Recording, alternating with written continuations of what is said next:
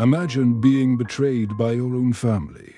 Imagine being sold as a slave, thrown into prison, forgotten by everyone you loved.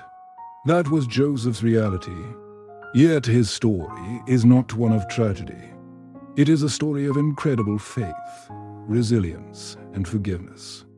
Today, we are diving deep into Joseph's journey from the pit to the palace, and how his story still speaks to us thousands of years later. Joseph was the youngest of Jacob's sons and his father's favorite. His father gave him a special coat of many colors, a symbol of love that his brothers envied. Joseph also had dreams where his brothers bowed down to him, and even the sun, moon, and stars bowed before him. These dreams hinted at greatness, but to his brothers, they sounded like arrogance. Their jealousy turned to hatred. One day, Jacob sent Joseph to check on his brothers in the fields. As they saw him coming, they whispered among themselves. "Here comes the dreamer," they said. Their anger boiled over. They stripped Joseph of his coat and threw him into a pit. At first they planned to kill him, but then they saw traders passing by.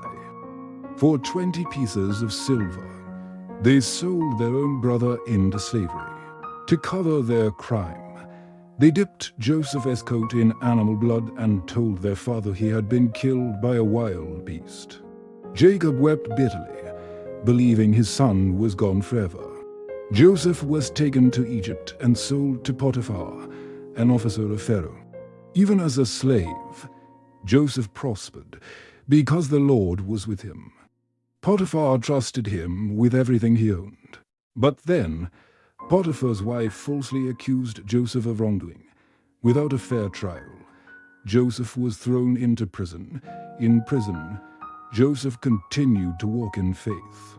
He met Pharaoh's cupbearer and baker, both troubled by dreams. Joseph interpreted their dreams. Correctly, the baker would be executed, but the cupbearer would be restored to his position. Joseph asked the cupbearer to remember him when he returned to Pharaoh's palace, but the cupbearer forgot. Joseph was left in prison, waiting, forgotten by man but not by God. 2 years later, Pharaoh himself had disturbing dreams. 7 fat cows came out of the Nile, followed by 7 thin cows that devoured them. Then, 7 healthy heads of grain appeared, but were swallowed by 7 thin, scorched heads. None of Pharaoh's wise men could explain the dreams. Then the cupbearer remembered Joseph. He told Pharaoh about the man in prison who could interpret dreams. Joseph was brought before Pharaoh. With God's wisdom, he explained the meaning. Egypt would have 7 years of abundance, followed by 7 years of famine. Joseph advised Pharaoh to store grain during the good years to prepare for the famine. Pharaoh was so impressed that he elevated Joseph to second in command over all of Egypt. From prisoner to ruler, Joseph's life turned in a single day. Years later, the famine spread beyond Egypt, reaching Joseph's family in Canaan. His brothers traveled to Egypt to buy food. They bowed before Joseph, not knowing it was him. Joseph recognized them instantly. His dreams had come true. He tested them, wanting to see if they had changed. Finally, he revealed his identity.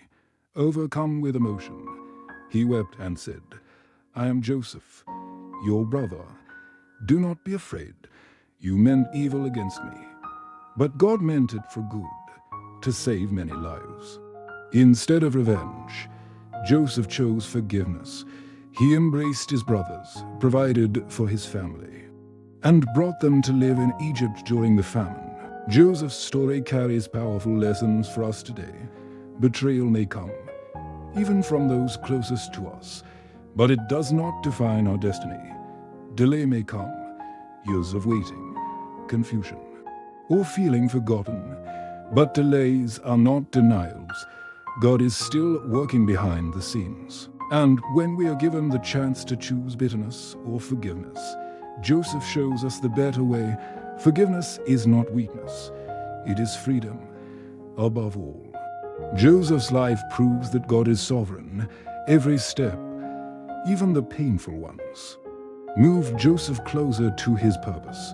The pit, the prison, the palace, all of it was part of God's plan. So when you feel betrayed, when you feel delayed, when life seems unfair, remember Joseph.